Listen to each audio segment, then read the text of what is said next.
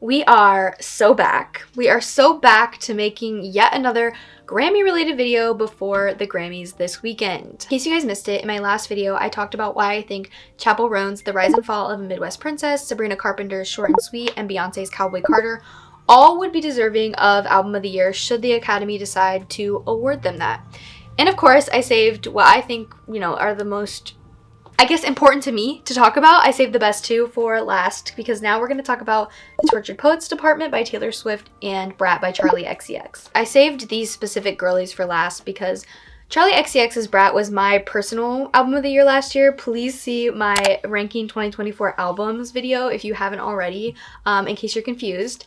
And Taylor Swift, to be honest, is always my most streamed artist, and she's also probably the artist that I have a very special place in my heart for. I've just grown up listening to her music, and she has stayed very culturally relevant in the pop mainstream ever since I started listening to her as a teenager.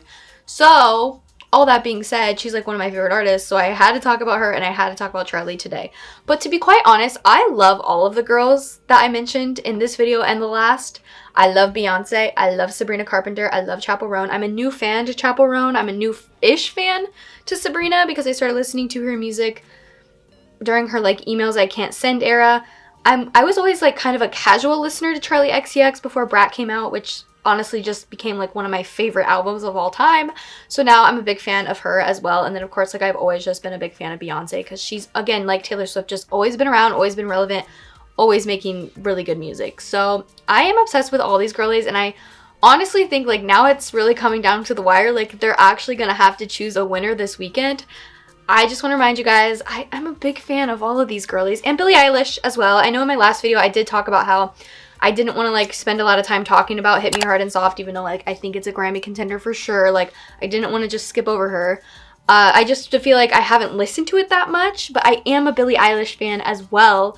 I just feel as far as her albums go, that's the one I probably honestly stream the least. So I am a Billie fan as well. Like I said, I am a big pop girl fan, and that I really feel that just leaves, I don't leave anybody out, okay? I do not exclude anyone. There are so many, name a pop girl, I probably could tell you a couple of their songs that I like. Even pop girls that people say are flop pop girls, I either love their music in the past or I could pick out a couple of songs that I like. I'm a large enjoyer of the pop genre, specifically the pop girls. So I just wanted to kind of get that out of the way. I love all these girlies, and now that it's really coming down to the wire, I would be okay with any of them winning. But I do know that the absolute stan wars that are going to come out of the Grammys are going to kind of be insane. I feel stan culture, especially with the pop girls, the category is very largely pop girls. And I just know the stan wars that this is going to create online. There's going to be so much discourse after Sunday of people being she deserved it, she deserved it, she shouldn't deserve it. I think all of these girls deserve it. To be honest, they wouldn't be in the category, in my opinion, if they didn't deserve it. There's gotta be something there, you know what I mean?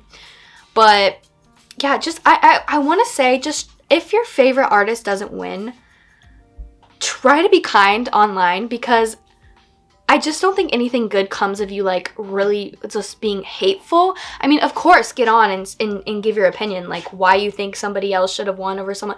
Giving your opinion respectfully is totally fine. I just think attacking people in their comment section because they don't necessarily think the same artist as you should have won, I just don't think that there's there should be any room for that. Enjoying music is supposed to be really fun. You guys are not making it fun when you make it all about the stan wars. I talk about in my last video, I talked about how I thought Renaissance should win Album of the Year over Harry Styles. I love Harry Styles so much. I just think that if you take a look at every single criteria that the Academy says they care about, it just should have been Beyonce. It's but I still love Harry's album. I'm gonna talk about the fact that Midnight's won last year, and I really thought at the time that it should be Lana Del Rey that took that award home, or if in place of Lana Del Rey, probably SZA. I think that her album was even better. So again, people just, especially when it comes to an album, a body of work, people really are going to have their strong opinions, and it's totally fine if we have completely different opinions. It's totally fine. It's totally fine. I don't know where I was going with that, but yeah, let's just get into it. And if you are new here, hi, my name is Serena, and I make videos about the intersection of music and pop culture. And today is my second and my last, unfortunately. I had to rearrange some of the scheduling, so I didn't end up getting to do all my Grammy-related videos that I wanted. But today's gonna be my last video that is regarding the Grammys. And of course, it's like, why do we talk about the Grammys? I feel like as somebody who makes videos about music and pop culture, I have to talk about the Grammys every time that they come around because unfortunately, as silly as they are, as rigged as they seem, as ridiculous as they sometimes seem, they are technically, at least I think in America, like the most prestigious awarding academy when it comes to music, I think. I feel like they're the most regarded in the sense that like when you hear announcing an artist, like it's really typical for them to say like a 5-time Grammy nominee or 5-time Grammy award winning. I just think that it's like that prestige from the academy. And in speaking with people that I know in real life, people who are musicians, who literally produce and make music, a lot of them just don't care about the Grammys. They're like, it's so stupid. It's like a popularity contest. It's so dumb. It doesn't mean that your music is good. But I do think it's pretty culturally relevant. So we're going to talk about it on this channel, okay? Also, I feel like the only reason I'm really talking about it this year is because I have consumed and listened to almost all of the nominees, and I am very familiar with their music, with their discography, with their bodies of work, who they are as an artist, their world building, etc., etc., etc. So I feel like this year specifically, I feel like I do have that wealth of knowledge just naturally as a listener of music. I don't have to actually like, because I feel like a lot of the time for like the Grammys or the Oscars, I find myself like actually going and listening to the records or the movies just to see what they're about before I actually watch the award show. And with this year's like nominations, I didn't have to do that at all. I had already listened to all of them, obviously. So I guess we should just start with the Tortured Poets department from our reigning champ, Taylor Swift, because yes, she did win this award last year. She won Album of the Year for Midnights, much to my dismay, because in my opinion, I really wanted Did You Know That There's a Tunnel Under Ocean Boulevard by Lana Del Rey to win that award. And I don't know what to tell you. I mean, if you disagree with me, go argue with the wall. I don't really know what to tell you. I can't really get into that right now. It's very off topic. The Tortured Poets department is truly a new project by Taylor Swift, and honestly, not something that we've really seen her do in the past. In my opinion, I think this record is her magnum opus when it comes to her lyricism. This album was nominated for 6 Grammys this year, including Album of the Year, Pop Vocal Album, Best Music Video for Fortnite, Best Pop Duo Group Performance for Us with Gracie Abrams. Were You Silent or Were You Silenced? I really don't get that, but whatever. She also was nominated for Song of the Year for Fortnite, Record of the Year for Fortnite. I don't really know why she submitted Fortnite for both of those categories, but I guess she's up for both. What we thought, or at least what I thought, was going to be a confessional album detailing the breakdown of a 6-year relationship was actually something much more diverse, detailing the collapse of a white-hot, short-lived romance with the 1975's Maddie Healy and an introspection into the public perception of her celebrity. The content in this album was truly unlike anything we've ever seen from Taylor Swift before. It gave us perhaps the most intimate lens we have ever had into the musings of Taylor Swift. And what we thought were really deep, introspective songs on Midnights with Antihero and You're on Your Own Kid are really nothing compared to the confessions on the Tortured Poets department. Songs like Guilty as Sin, and Fresh Out the Slammer, Taylor's narrative paints herself in a much less flattering morality light than ever before, making her even more deeply relatable, which I previously would have never thought possible. Like, Taylor Swift, relatable, more relatable? There's no way that girl can become more relatable.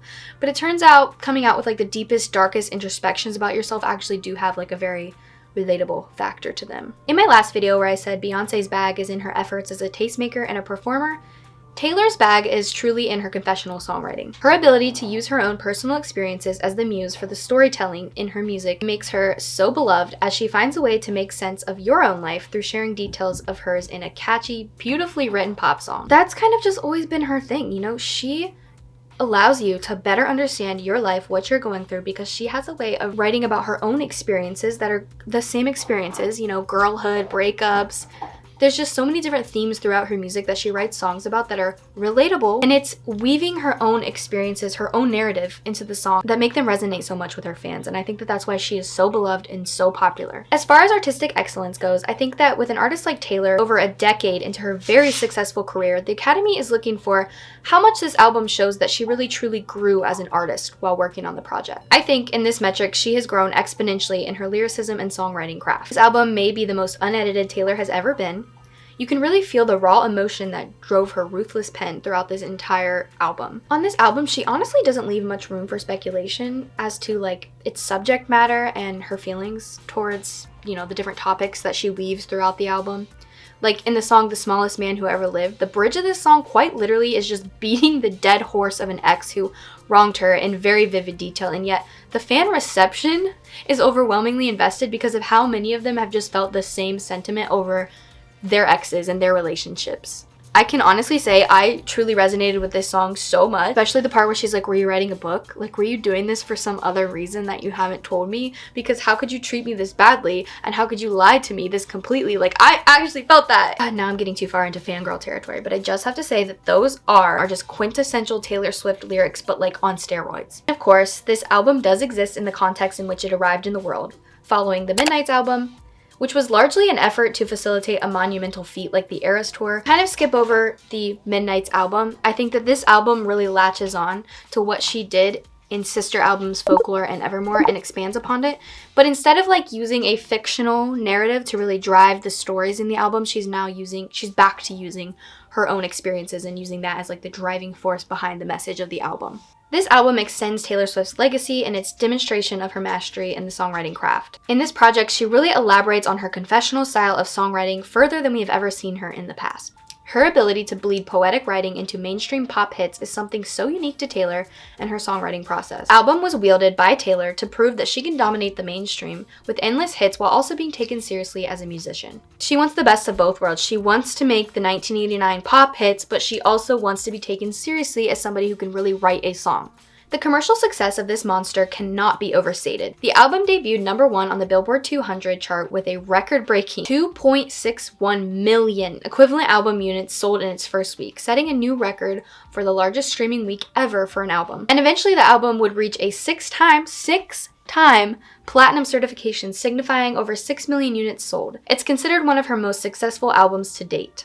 And that kind of leads us into this album's cultural impact. And the cultural impact kind of goes hand in hand with the phenomenon that was the Eras Tour that was going on at the time. It was still going on at the time that this album was released. Like any Taylor Swift album, its popularity was immediately evident. Like I said, a Taylor Swift album gets released out into the world and her fans are going to stream it.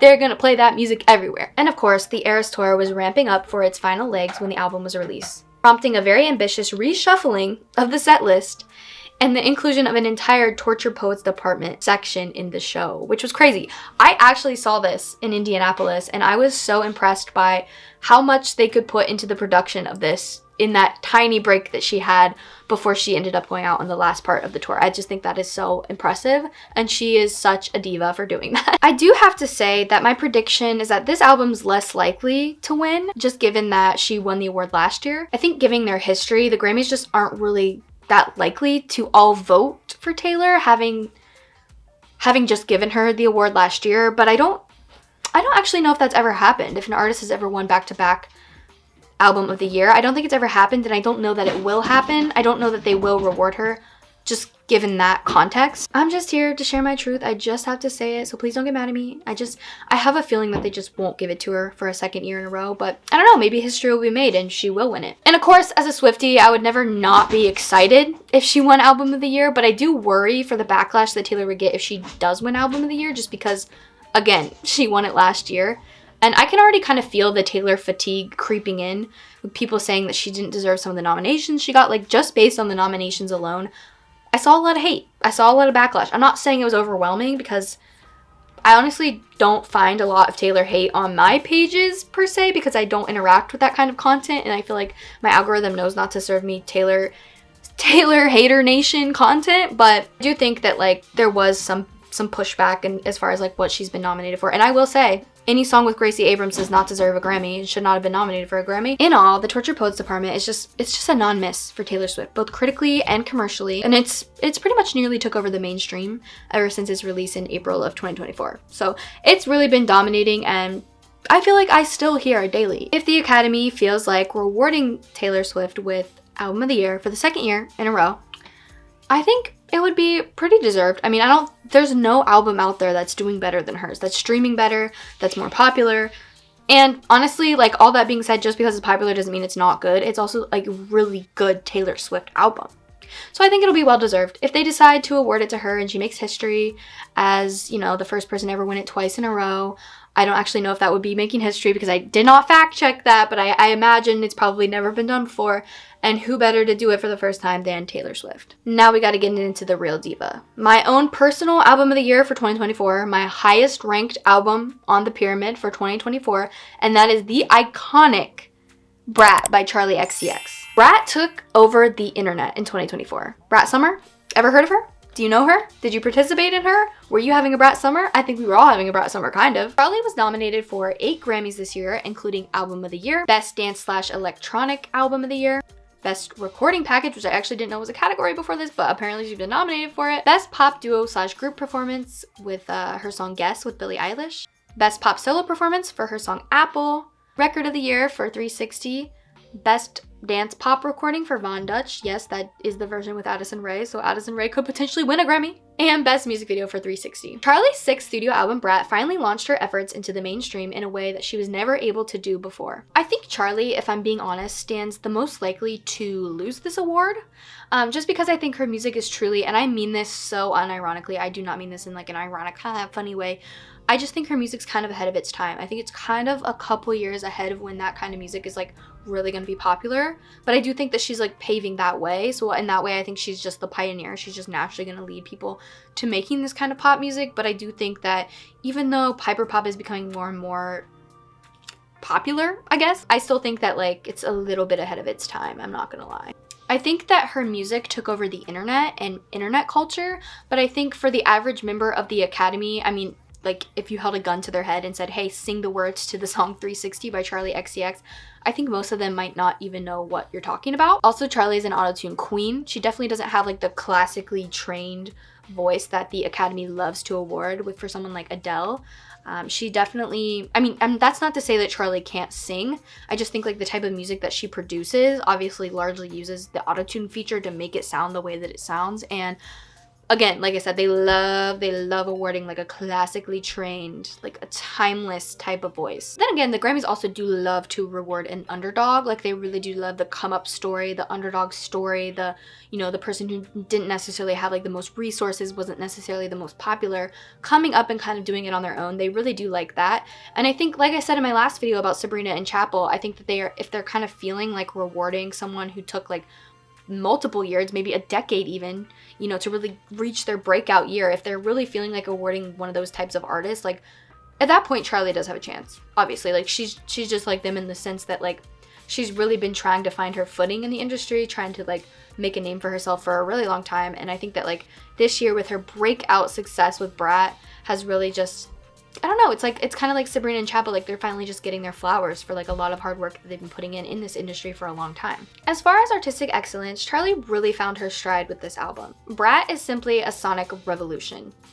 Charli's fearless approach to blending hyperpop, experimental, electronica, and mainstream pop redefines what contemporary music can achieve. The album challenges norms, introducing bold production choices and cutting-edge soundscapes that have already influenced a new wave of artists. Like I said, Charli really is kind of pioneering the way for hyperpop to kind of really take over the mainstream. Charli doesn't just create music, she reimagines it, its possibilities, positioning Brat as a blueprint for pop's future. I think that a lot of girlies are going to be taking inspiration from this album and really running with it. But what makes this album so excellent, I think, is that beneath all the sparkly production lies a deeply personal and compelling narrative. We have tracks like Girl So Confusing, a will they won't they about female friendship and projecting their insecurities on one another. We have Sympathy is a Knife, where Charli abruptly confronts her insecurities in the music scene with lyrics like, I couldn't even be her if I tried. She's literally like just so unabashedly confronting these insecurities that she has on the track. Even in the song Apple, that's just like a fun, silly pop song you would think on the outside, is actually a song about generational trauma.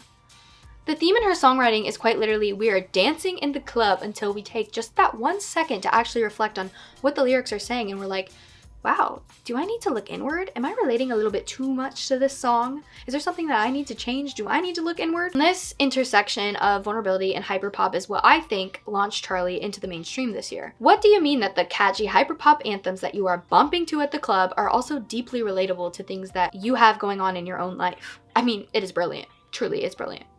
Brat marks a pivotal moment in Charli XCX's career. While she's always been kind of an innovator, she's always been around, she's always been in the industry, this album represents her most confident, fully realized project to date. It's the culmination of years of experimentation, collaboration, and artistic growth. And I think you can really see the fully realizedness of this project because it's really like Charli arriving at her most authentic self, and I think that that's why it works. It showcases her evolution from a pop disruptor to a genre-defining legend. I think this album marks a turning point for Charli, and what we can expect from her going forward has endless possibilities. And of course, the cultural impact of Brat. And Brat Summer cannot be overstated. It is truly a cultural moment. Charli XCX taps into the zeitgeist of a generation, navigating digital landscapes and personal authenticity. Kind of that mix between like what you see online and what you actually are behind closed doors when no one's around. The album's aesthetic and themes have permeated social media, fashion, and even activism. It was truly whiplash to go from hyper-feminine, pink, girly Barbie Summer to the indie sleaze of Brat Summer all in one revolution around the sun. But Charli's Brat Summer was not a commodity. It wasn't trying to sell us the bows and the pink everything. It was demonstrating a lifestyle of the authentic cool girl who's maybe like a little hungover with her sunglasses on, who puts in her wired headphones and heads to the gas station for a Diet Coke. Like, that was the aesthetic that she was selling us. It was nothing overproduced, over-commodified. She was just selling us her, basically. I mean, that's literally what the party girl Charli XCX is. And of course, this body of work was highly critically acclaimed and has been universally praised by both critics and her fans. Publications like Rolling Stone and The Guardian and Pitchfork have all hailed it as a career-defining work for Charli. I don't know how much we really care about what Pitchfork thinks, but there you go. You know, they've been applauding its innovation and its artistic risk-taking. Its high scores across major review platforms solidify it as a critical triumph. And the critical acclaim is why I think it can't be overlooked in this category. I mean, it was critically acclaimed for a reason. Sometimes I'm like, the critics are just dumb. They don't get it. But like, they got this. They really got it.